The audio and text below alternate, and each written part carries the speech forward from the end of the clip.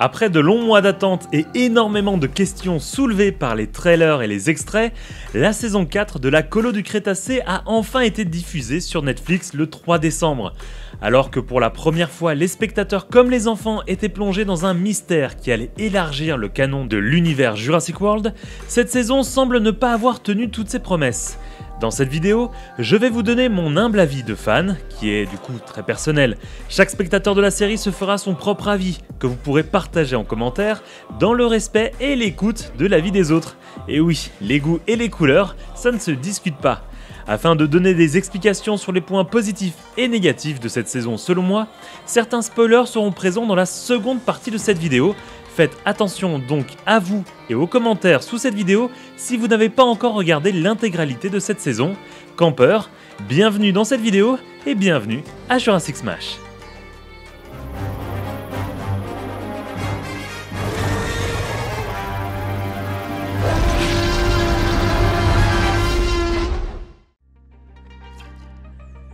Après avoir quitté Isla Nublar, un large spectre d'idées et de possibilités s'offrait aux scénaristes de la saga. Alors que l'on pouvait penser au fameux site C, au sanctuaire ou encore au site B comme nouvelle île pour les aventures de cette saison 4, les enfants vont arriver sur une île complètement inconnue dans l'univers canon. Une très bonne chose selon moi, puisque cela a permis d'ouvrir un peu plus l'univers Jurassic Park et Jurassic World. Cependant, autant vous le dire tout de suite, cette saison ne m'a pas totalement convaincu. Dans cette première partie de la vidéo, je vais vous expliquer pourquoi, sans spoiler, puis je mettrai en avant les points positifs et négatifs selon moi, avec spoiler, dans la seconde partie. Soyons honnêtes, La Colo du Crétacé est un dessin animé pour enfants et il doit être regardé et critiqué comme tel. Le souci, c'est que l'univers est canon au film, ce qui signifie que ce qu'on voit dans le dessin animé pourrait, et je dis bien pourrait, apparaître dans un film Jurassic World. Le premier épisode de cette nouvelle saison a pour moi démarré sur les chapeaux de roue. L'attaque du mosasaure est réussie et très crédible, et on ressent un certain stress, bon, toute proportion gardée pour un dessin animé. On ressent aussi dès le premier épisode des relations qui évoluent entre les personnages avec certaines tensions liées à la fin de la saison 3. Très réussi, le démarrage de la saison est pour moi très bon jusqu'à ce que les enfants arrivent sur l'île. Car pour moi, le principal souci de cette saison est le potentiel qu'elle avait.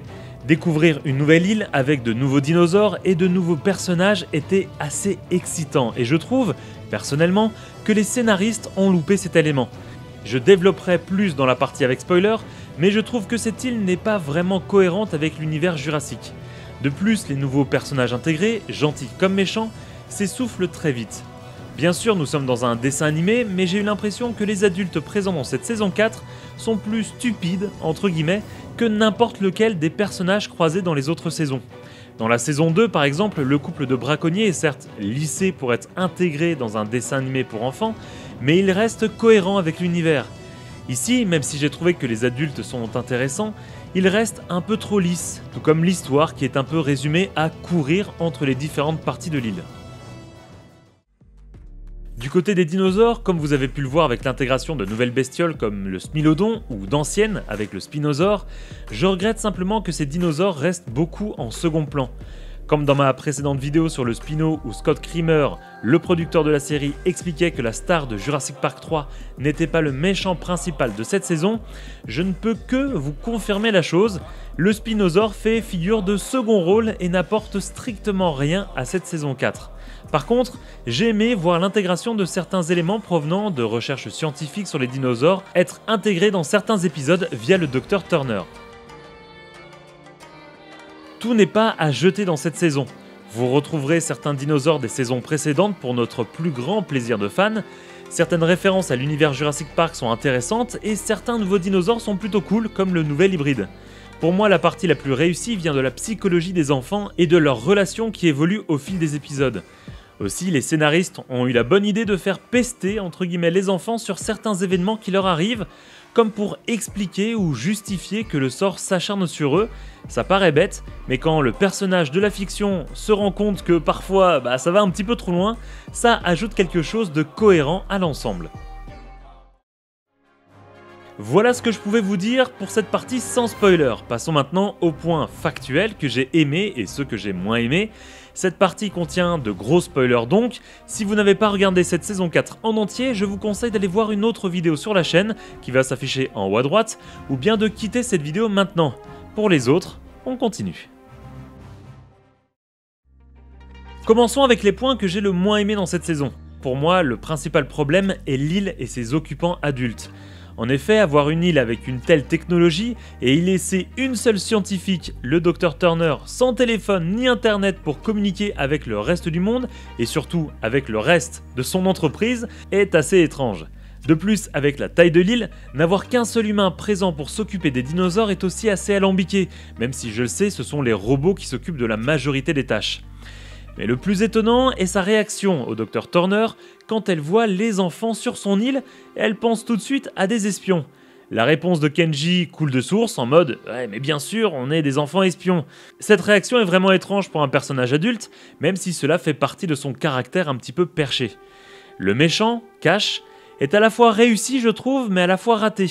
Le côté geek sous pression qui ne gère pas sa colère est plutôt intéressant, mais le côté génie du mal accompagné d'une armée de robots ne passe pas vraiment dans l'univers jurassique. Et concernant les robots à quatre pattes ne me gênent pas vraiment car ils ressemblent aux robots de Boston Dynamics et existent presque dans la vie réelle. Bon, même si dans la vie réelle, les vrais ne parlent pas.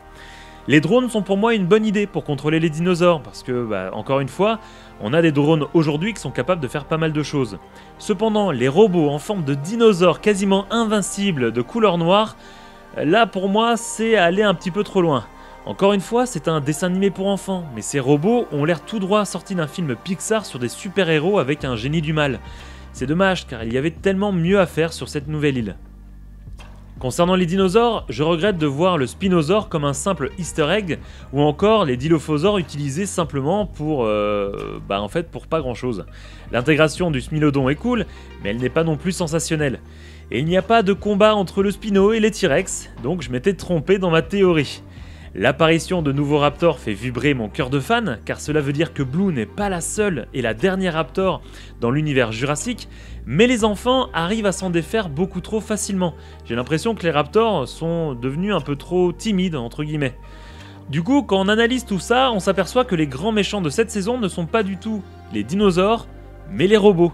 Et ça me gêne un petit peu, car cela fait tourner l'univers Jurassic Park et Jurassic World dans une vraie science-fiction robotique et high-tech, plutôt que scientifique et biologique.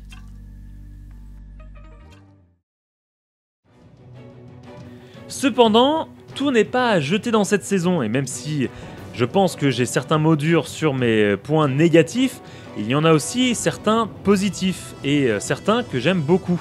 C'est un peu du fanservice, mais la scène avec Petite Boss m'a vraiment fait plaisir. Tout comme revoir l'Indominus et le Scorpius Rex dans le rêve de Yaz. Et justement, en parlant de Yaz, pour moi, la partie la plus réussie de cette saison est justement le traitement des émotions des enfants. Yaz qui cauchemarde et qui est à bout psychologiquement est très bien traité, comme l'aide de ses amis pour elle. C'est bien de voir que ces enfants ne sont pas des super-héros et qu'ils peuvent, à leur manière, eux aussi craquer.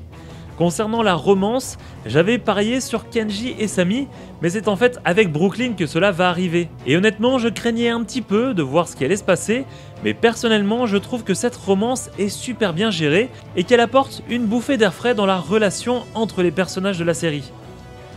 Autre point, même si l'on voit peu le Spinosaure et le Dilophosaure, cela fait plaisir quand même de voir ces dinosaures réapparaître dans cette saison. Le nouvel hybride est aussi très réussi, surtout quand on apprend que Sammy est à l'origine de leur création. J'avais visé juste dans ma théorie dans ma dernière vidéo. Autre point intéressant en parlant de dinosaures, l'affirmation comme quoi certains dinosaures viennent de Ilsa Sorna. Ce qui est pour moi du fanservice, mais surtout ce qui élargit bien l'univers jurassique, car j'ai hâte de savoir comment ces dinosaures ont été récupérés par Mantacorp. J'ai aussi beaucoup aimé l'apparition du frère de Darius, et on peut constater du coup que dans cette saison 4, les enfants ont réussi à communiquer, même si c'était quelques secondes seulement, avec le monde entre guillemets extérieur, et donc du coup le frère de Darius directement. Je trouve ça aussi intéressant de voir justement une scène où on voit le frère partir avec un sac en mode « je vais aller retrouver mon petit frère ». Je pense que ça peut être très intéressant et qu'on va justement revoir le frère de Darius dans la saison 5. Encore une fois, en ayant eu juste un coup de téléphone de 3 secondes, j'ai un doute qu'il ait plus d'informations que ça et j'ai un doute qu'il va savoir où aller chercher son petit frère. Mais en tout cas, je trouve ça intéressant que ça y est, enfin, après 4 saisons et plus de 6 mois seuls sur Ilsa Nublar, les enfants ont pu être, on va dire, connectés avec le continent. On va voir ce que ça va donner pour les prochaines saisons. Pour terminer, ce que j'ai aussi beaucoup aimé, c'est la scène de fin avec la révélation sur la série. Le père de Kenji est en fait le grand méchant à la tête de Manta Corp. J'ai trouvé ça très réussi et très bien amené, et cela ouvre pas mal de possibilités pour la suite. Autre point que j'ai beaucoup aimé, et ça va être peut-être un lien avec le film Dominion, le monde d'après, donc du coup Jurassic World 3, c'est un petit peu le combat de dinosaures et comment l'être humain va en faire entre guillemets une arme, ou tout du moins va essayer de les contrôler. Je trouve que ça a été plutôt bien amené, même si ça reste un dessin animé encore une fois pour enfants et qu'il y a beaucoup de raccourcis. Je trouve quand même que toutes ces idées ont été bien intégrées dans cette saison 4. Globalement, j'ai plutôt apprécié cette saison, même si j'en ressors avec un goût de « les scénaristes ont été un peu trop loin », ce qui, à mon goût, gâche un peu l'aspect canon de la série. De plus, j'ai le sentiment que cette saison 4 est en fait un prologue à une potentielle saison 5 et 6, ce qui fait que l'on reste vraiment sur notre faim concernant différents mystères. Où est précisément placée cette île? D'où vient cette technologie futuriste? Comment les dinosaures ont été transférés de Sorna sur l'île de Manta Corp? Bref, de petites interrogations que j'aurais aimé voir expliquées, ou tout du moins vraiment abordées dans cette saison. Et vous, qu'est-ce que vous en avez pensé? Dites-le moi en commentaire et surtout, respectez bien l'avis des uns des autres. On peut aimer ou détester cette saison 4, on peut aimer ou détester la colo du Crétacé, le but est de respecter tous les avis des fans de cette saga qui nous réunit tous. Comme toujours, n'hésitez pas à vous abonner et à partager cette vidéo sur vos réseaux sociaux pour aider cette chaîne à grandir. Nous, on se donne rendez-vous dans une prochaine vidéo Jurassic Smash. Salut les Smashers!